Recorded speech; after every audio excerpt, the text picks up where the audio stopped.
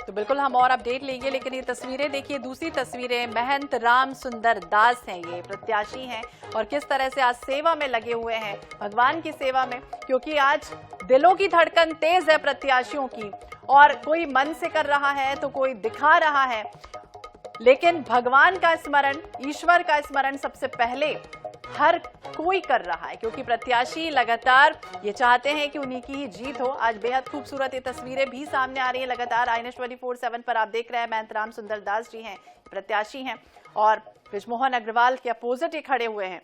तो किस तरह की स्थितियां बनेंगी, हालांकि ये उनकी दिनचर्या में ही शामिल है, जब सबसे पहले उठते ईश्वर का ध्यान करते हैं, उनकी सेवा भाव में लग जाते हैं। और अब ये तस्वीरें INS 24/7 के माध्यम से आप देख रहे हैं। मां कवरेज लगातार जारी है INS 24/7 में। मध्य प्रदेश छत्तीसगढ़ में विधानसभा चुनाव, आज मतदान होने जा रहे हैं। कहीं पर जो अति संवेदनशील इलाके हैं वहां सुबह 7 बजे से 3 बजे तक वोटिंग हो रही है, तो कहीं पर 8 बजे से वोटिंग शुरू होने वाली। बेहद खास दिन है लोकतंत्र के इस खूबसूरत पर्व में। 230 विधानसभा सीटों पर मध्य प्रदेश में एक चरण में आज मतदान है। तो वहीं बीजेपी जिस तरह से अपनी सत्ता को बरकरार रखने के लिए एड़ी चोटी का जोर लगाती हुई नजर आई, कांग्रेस, आम आदमी पार्टी, सपा, बसपा चुनावी प्रचार में अपनी ताकत झोंकते हुए नजर आए। छत्तीसगढ़ की भी अगर बात करें, दूसरे चरण में 70 सीटों पर आज वोटिंग होनी है और 70 सीटें वही जीतेगा जिसने पूरा जोर दमखम लगाया होगा। राजनीतिक दलों ने भरसक कोशिश की, ज्यादा से ज्यादा सभाएं की, रोड शो किए, प्रचार प्रसार किया, और कितना असर छत्तीसगढ़ में इसका हुआ, हालांकि कोई शंका नहीं कि दोनों पार्टियों के वादे को जनता तक पहुंचाने के लिए हालांकि कम वक्त भी मिला है। लेकिन आप सभी से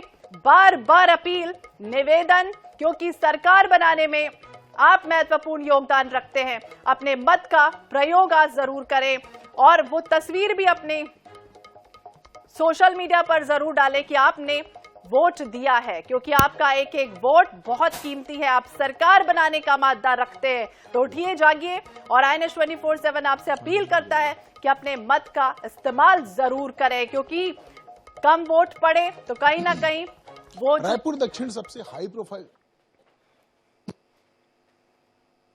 तो कम वोट पड़े तो अच्छा कैंडिडेट आप नहीं मिल पाएगा आपको। आस्था के प्रतीक और रायपुर शहर की ही आस्था का जो प्रतीक है दूधाधारी मंदिर, वहां पर है।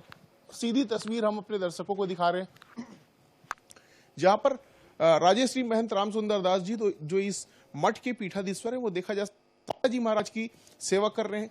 हनुमान जी महाराज को किस तरह से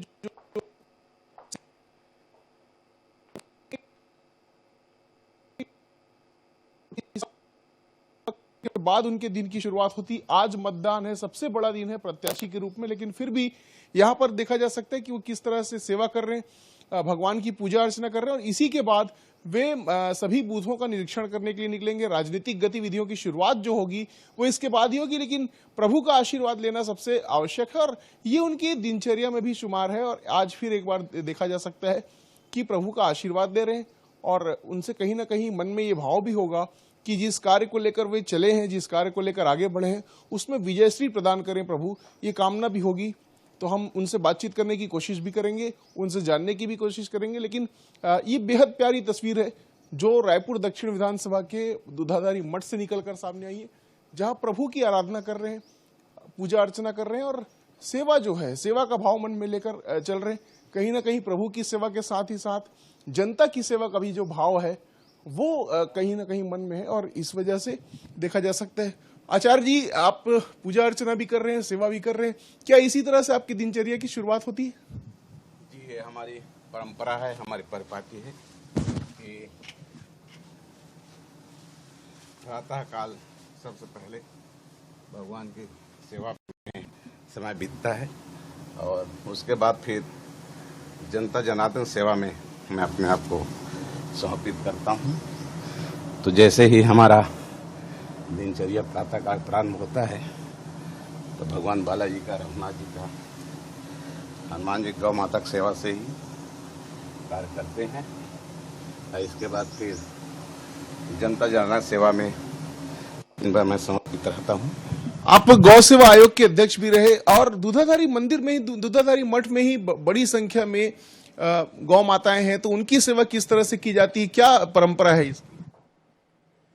इस स्थान का नाम ही दूधाधारी मठ है।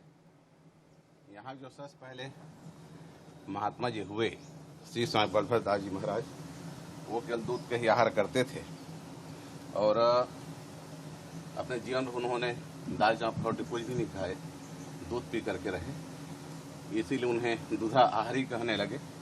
अब भ्रंश होकर धीरे धीरे उनको दूधाधारी कहने लग गए। अभी आपने देखा कि सबसे पहले हनुमान जी का अभिषेक दूध से किया गया।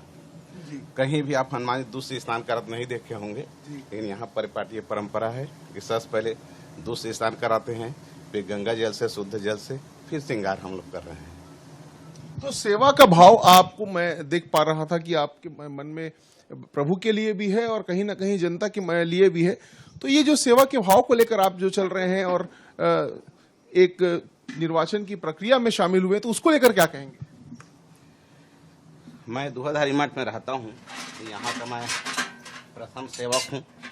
तो सबसे पहले मेरा जो दायित्व है, मेरा जो कर्तव्य है, वो भगवत सेवा है। अब भगवत सेवा के साथ साथ मैं जनता जनार्दन की सेवा करता हूँ, तो उसी सेवा में अभी लगा हूँ। और ये हमारी रोज की तो रोज की दिनचर्या महंत राम सुंदर दास की तस्वीरें कैद हुई हैं आराध्य देव को जिस तरह से मतदान है जी। और उसके बाद ही मेरी जो अपनी भावना है, दिनचर्या है, मैं उसी में अपना कार्य आगे बढ़ा रहा हूँ। भगवत कृपा मिलेगी तो बाकी जनता का सहयोग तो मिलना ही मिलना है। कितने जनता के सहयोग को लेकर भी, क्योंकि लगातार आपने पूरे विधानसभा क्षेत्र में प्रचार किया और बगैर किसी तामझाम के पद यात्रा के माध्यम से जनता के बीच पहुंचे, तो जनता के आशीर्वाद को लेकर कितने आश्वस्त हैं? मैं पूर्ण रूप से आश्वस्त हूं, क्योंकि माननीय मुख्यमंत्री भूपेश बघेल जी ने, कांग्रेस के सभी वरिष्ठों ने मुझे रायपुर दक्षिण विधानसभा क्षेत्र से प्रत्याशी बनाया। मैं जनता के बीच में गया। अब 5 साल तक के माननीय मुख्यमंत्री जी ने जो विकास कार्य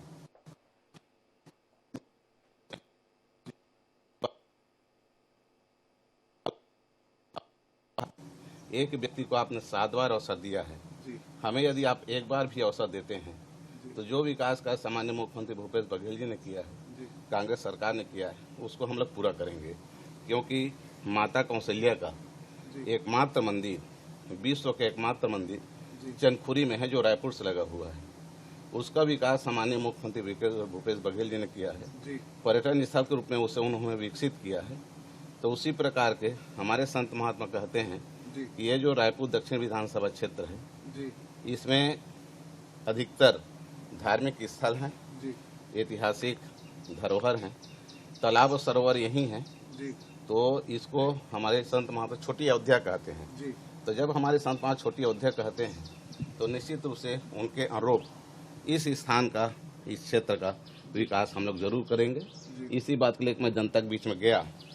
गौ माता की सेवा माननीय मुख्यमंत्री जी ने किया है। सभी गांव में गौठान बनाए हैं। गौशाला जो पहले संचालित था उसको सुव्यवस्थित किया है। तो मुझे आशा ही पूरा विश्वास है कि जनता सेवा का अवसर प्रदान करेगी और मैं पूर्ण रूप से आश्वस्त हूँ और भगवत कृपा मेरे साथ आएगी। भगवत की कृपा आपके साथ है, लेकिन जिस तरह से चुनाव में कई तरह की परिस्थितियां बनी, जिस तरह से बृजमोहन जी के साथ दुर्व्यवहार का मामला सामने आया, उसके बाद उन्होंने इस पूरे चुनाव को अलग स्वरूप देने की कोशिश की, अलग आरोप लगाए, उसको लेकर क्या कहेंगे? कितना इससे आपको पीड़ा हुई, आहत हुए, या क्या कहेंगे इसको लेकर? देखिए, मुझे पीड़ा तो हुई है, लेकिन मैं अपने आप को इसलिए भी मन को शांत कर लिया क्योंकि यह लोकतंत्र का त्यौहार है और इस लोकतंत्र में लोग अपने अपने ढंग से अपने मतों का अभिव्यक्त करते हैं, अपने बातों को व्यक्त करते हैं। लेकिन जनता ने मन बना लिया है कि रायपुर दक्षिण विधानसभा क्षेत्र में इस सेवा का अवसर मुझे मिलेगा। इसलिए इन्होंने क्या कहा उसमें मुझे कुछ नहीं कहना है। मैं जनता के बीच में जा रहा हूँ, अपनी बात को रख रहा हूँ। आज मतदान है और जिस प्रकार से लोगों का अपनापन मुझे इस 17-18 दिन में मिला है, मैं पूर्ण रूप से आश्वस्त हूँ कि वे लोग मतदान केंद्र जाएंगे और अपने मताधिकार का उपयोग पंजा छाप में करेंगे, बटन दबाएंगे। 3 तारीख को जब रिजल्ट आएगा तो मैं उनका सेवक बनूंगा और उनके बीच में रह करके उनके वोट को मैं कर्ज रूप में स्वीकार करके पूरे 5 साल तक सेवा कार्य करूंगा और जो भी विकास कार्य अभी तक रायपुर दक्षिण नहीं हुआ है, जो इसका अधिकार है उसको दिलाने में पूरा प्रयत्न करूंगा।